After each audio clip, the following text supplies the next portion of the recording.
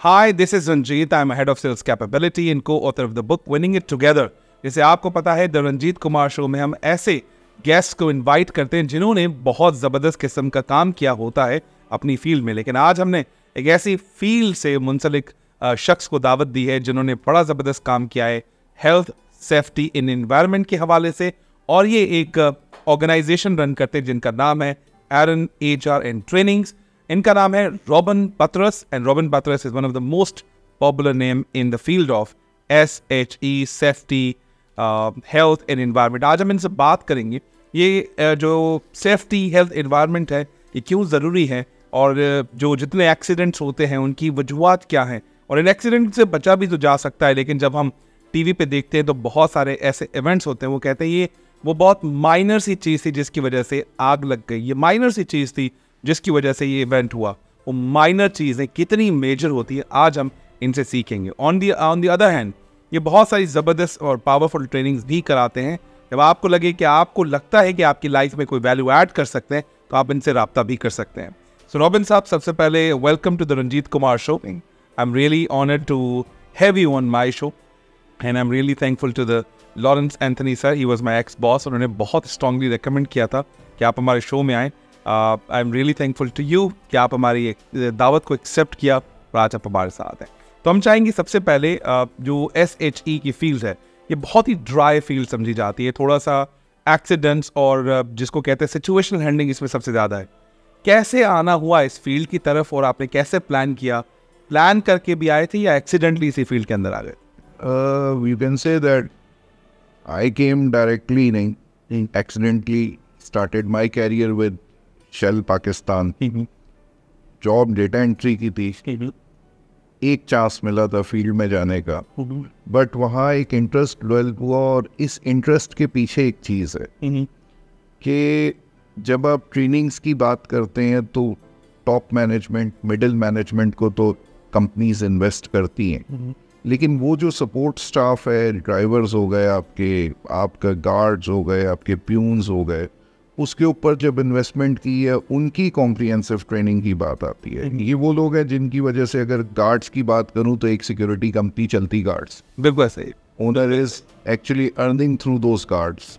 अगर आप transport company की बात करें तो वो ट्रांसपोर्ट कंपनी ड्राइवर्स चला, और वो ड्राइवर को हम ट्रेन नहीं कर रहे। और अनफॉर्चुनेटली जो हमारा एक सिस्टम है कि जहाँ ये ऑक्यूपेशनल हेल्थ सेफ्टी या सिक्योरिटी आपके क्यूरिकुलम का हिस्सा होती है। अगर हम यूरोप में जाएं तो एक 5वीं क्लास का बच्चा जो 5th स्टैंडर्ड का बच्चा है, he knows more than a 40+ age man from Pakistan, कि उसको रोड सेफ्टी ज़्यादा पता होगी।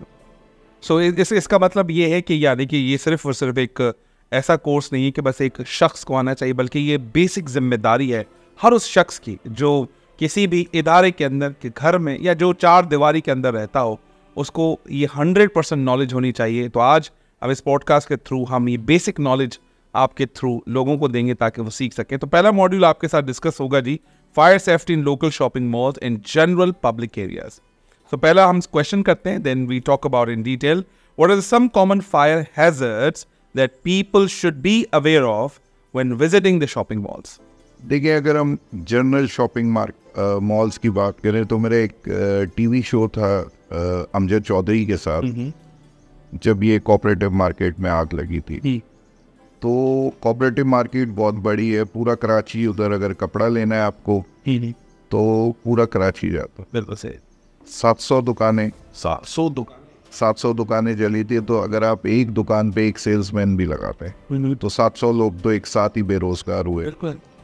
दुकान की तंजीम व आराइश, दुकान की डेकोरेशन पे तो you invest a lot of money, but एक फायर एक्सटिंग्विशर या एक स्मोक अलार्म, अब उस आग का जो रीज़न था, जो उस वक्त सीज़न चेंज हो रहा था, मतलब गर्मियाँ जा रही थी और सर्दी वाला कपड़ा निकला, और किसी एक जो थान था या एक वो पीस था जिसमें स्टैटिक इलेक्ट्रिसिटी स्टोर हुई होगी, और वो एक दुकान से बढ़ती हुई आग जो है, फिर आप मेजॉरिटी बिल्डिंग्स में जाए, उसकी जो वायरिंग है वो बहुत बड़ा सोर्स होता है कि मीटर जहाँ लगे हुए हैं वो आपको मेरे बोलने की ज़रूरत नहीं है। मतलब सर्टेन मॉल्स, सर्टेन प्लेसेस ऐसी हैं जो वेल मैनेज्ड हैं अगर आप डिफेंस या क्लिफ्टन में। लेकिन नॉर्मली जब आप जिन एरियाज़ में कुरंगी की बात करें, छोटे एरियाज़ की बात करें जहाँ छोटे शॉपिंग मॉल्स हैं, वहाँ बिल्डिंग की एंट्रेंस, बिल्डिंग की फ्रंट को तो आप बहुत इन्वेस्ट होता है, लेकिन वहाँ fire safety system, fire post, fire extinguisher, I remember, I won't quote the name of that mall, कि मेरा और अमजद का उस शो में, उस कोऑपरेटिव मार्केट का तो था शो का प्लान, बट उसके ऑपोजिट एक मार्केट थी, वी वेंट इन, राइट, हमने प्लान नहीं किया था, वो भी कपड़ा बेच रहे, तो उनसे एक सवाल था अमजद भाई का कि उधर तो लग गई आग, आपका बचाव का क्या तरीके ना, तो वी सॉ कि CO2 का फायर एक्सटिंग्विशर शायद 4 kg का, और वो भी एक बहुत बड़े केज के अंदर बड़े सारे ताले के साथ पड़ा था, and nobody knew where the key. तो वो हम लोग अगर मॉल्स की बात करें, मैंने अभी लास्ट एक पुलिस FM पे भी शो किया था ईद से पहले, कि ईद के दिनों में रश बढ़ जाता है मार्केट में, और हमारी 70% मार्केट्स ऐसी हैं कि कपड़ा बेच रहे हैं, डेकोरेटेड दुकान है, बट फायर सेफ्टी का कॉन्सेप्ट नहीं। मतलब सर, क्या लोग इसको खर्चा समझ रहे हैं? क्या ये इन्वेस्टमेंट नहीं है? अगर इन्वेस्टमेंट है तो कैसे लोग इसको इन्वेस्टमेंट समझे? मुझे ऐसा लगता है लोग इसको फजूल खर्ची या इसको अपना कॉस्ट का पार्ट समझ रहे हैं, इसलिए इग्नोर कर रहे हैं। यार खामा खर्चा बढ़ जाएगा, काय को आग लगी देगा रहेगा। कहीं ये मुझे ऐसा लगता है ला इल्मी तो नहीं है, ये क्या है, खर्चा है क्या है? अगर मैं आपसे एक सवाल करूं कि फ़ोन खरीदते हुए कभी आपने सेकंड थॉट दी थी कि ये मॉडल पसंद है मुझे और यही लेना है? मैं शायद ऐसा नहीं, दुकान पे जाते हैं, देखते हैं कि कोई सा रेंज में आ रहा है तो उसी हिसाब से हम चूज, उस रेंज के अंदर आ गया और उसने अगर पैसे कम नहीं भी किए तो नहीं, there is no second thought, चाहिए यही मोबाइल चाहिए, बिल्कुल चाहिए। तो मैं अक्सर लोगों से ट्रेनिंग्स में पूछता हूँ कि जब आप फ़ोन लेते हुए सेकंड थॉट आपका नहीं है, तो कितने लोगों के घरों में फायर एक्सटिंग्विशर है? अगर हम ऑक्यूपेशनल हेल्थ एंड सेफ्टी की बात करें, कंपनीज तो ट्रेनिंग कराती हैं, बिल्कुल सही, लेकिन क्या आग सिर्फ ऑफिस में लग सकती? फायर ब्लैंकेट की नीड घर में नहीं है, किचन है ना? हाँ बिल्कुल है। मतलब अगर किचन की बात करूं, एक जनरल किचन की, तो वहाँ पे एरोसोल भी साथ ही रखा होगा, एयर फ्रेशनर पड़ा हुआ है, साथ में आपका इंसेक्टिसाइड भी पड़ा हुआ है, जी, और not a single fire extinguisher और फायर ब्लैंकेट, कोई भी नहीं। तो वो इस 14-15 साल के मेरे जो टेन्योर या कैरियर में मैंने एक चीज़ फील की है कि अगर ये हम बच्चे को स्कूल एज से आपके क्यूरिकुलम का पार्ट बना दें, तो वो एक जो नई नस्ल आएगी वो एक चेंज हो।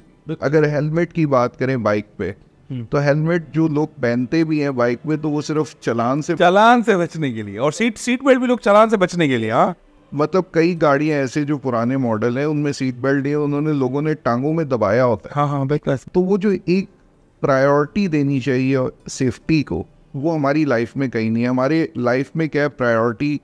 आज का काम, आज का दिन निकल जाए, आज की दिहाड़ी लग जाए, आज का दिन निकल गया, कल की कल देख। मतलब we do trainings on different topics, उसमें फायर सेफ्टी है, फर्स्ट एड है, डिफेंसिव ड्राइविंग है, डिफेंसिव मोटरसाइकिल राइडिंग है। फिर जब आप इन पे बात करते हैं और लोगों का एक जो फीडबैक आता है, जनरल फीडबैक कि सही है, ये ऑफिस में हूँ तो फायर सेफ्टी के जो सेफ्टी के KPIs हैं ये एप्लीकेबल हैं, लेकिन जब मैं बाहर निकल गया इस प्रेमिसेस पे तो कोई सेफ्टी कोई नहीं। मतलब चाहे आप रोड पे गाड़ी चला रहे हैं, मतलब ऑक्यूपेशनल हेल्थ एंड सेफ्टी एक असेंशियल पार्ट है हमारी लाइफ का। बट अगेन जब वो क्यूरिकुलम का हिस्सा बनेगा, बच्चा एक स्कूल एज में छोटे ग्रेड से पढ़ता हुआ वो आएगा, तो वो जब स्कूल से बाहर निकलेगा तो थोड़ा बहुत तो आइडिया होगा। एब्सोल्युटली। मतलब हम कई बिल्डिंग्स का सर्वे किया है, और जब कॉस्ट पता चलती है उसके अपार्टमेंट की, हाँ, तो मिलियंस में कॉस्ट। हाँ, और जब मटेरियल लगा हुआ नज़र आता है और जो अरेंजमेंट्स नज़र आते हैं, जो कहने को सिर्फ अरेंजमेंट है, तो हम जब घर भी खरीद रहे हैं तो हमारा फोकस ये होता है कि मैं बताऊंगा मैं डिफेंस में रहता हूँ, बिल्डिंग मटेरियल कैसा है कैसा नहीं है, आपको सिर्फ वो एक जो फोकस है कि मुझे बताना है कि मैं डिफेंस में हूँ, आपने वो थोड़ा सा सस्ता मिला आपने ले लिया, लेकिन जब आग लगेगी उस बिल्डिंग में तो क्या अरेंजमेंट है? एब्सोल्युट। मतलब वो एक जो टाउन प्लानिंग है उस पर तो मैं कोई बात नहीं करूँगा कि हमारे यहाँ तो बस जगह खाली है तो बिल्डिंग बन गई, लेकिन बनाने वाले ने नक्शा बनाते हुए कोई अरेंजमेंट्स नहीं की, और जिसने किसी ने अप्रूव करना था उसने भी बस कुछ भी नहीं देखा। तो वो जो आपको सदर में मेजॉरिटी पुरानी बिल्डिंग्स ऐसा ही वो उनमें किसी बिल्डिंग में आपको फायर सेफ्टी का कोई सिस्टम ही नहीं मिलेगा। बिल्कुल सही कह, एब्सोल्युटली। 2 से 2.5 करोड़ रुपए का कम से कम फ्लैट है, लेकिन उसमें आपको ये सिस्टम मिलेंगे नहीं, सिस्टम नहीं है। फिर सीढ़ियाँ कैसी हैं, एवैक्यूएशन कैसे होगी, इन एनी इमरजेंसी क्या होगा, किस तरह होगा, मतलब वहाँ तो पार्किंग नहीं मिलती। बिल्कुल आपको अपने घर के नीचे पार्किंग नहीं मिल के आई स्टे इन सदर, मुझे पता है कि मैं गाड़ी निकाल लूंगा तो शाम को आके वापस मुझे पार्किंग नहीं मिलेगी तो मुझे पार्किंग प्लाजा जाना पड़ेगा। तो उस इन्वायरमेंट में हम जी रहे हैं जहाँ we are always at risk. अगर मैं कराची की बात करूं 2023 2150 इंसिडेंट्स, मेरा एक आर्टिकल प्रिंट हुआ है, एक इस्लामाबाद बेस्ड मैगजीन है सिक्योरिटी नाउ, तो 2150 वो है जो रिपोर्टेड है। इसके अलावा कितने हैं? और आजकल तो एक और बहुत बड़ा हैजर्ड जो गैस नहीं आ रही, लोग एलपीजी यूज़ कर रहे हैं, एलपीजी सिलेंडर्स, और वो खाली घरों में नहीं यूज़ हो रही, मतलब ऐसे भी अपार्टमेंट्स हैं जहाँ नीचे किसी फास्ट फूड की दुकान है, अब वो पराठा बना रहा है साथ ही सिलेंडर रखा हुआ, बर्गर बना रहा है, टिक्के फ्राई कर रहा है, चले वो तो कोले पे हो रहे हैं, लेकिन पराठे बना रहा है या ब्रोस्ट बना रहा है, अंदर ही सिलेंडर है, और ऊपर एक रेजिडेंशियल बिल्डिंग। और अगर ये कोई सा थोड़ा सा भी एक चूक हो गई, you are playing with a lot of life. Patras साहब, एक क्वेश्चन और करते हैं, छोटा सा ब्रेक लेते हैं।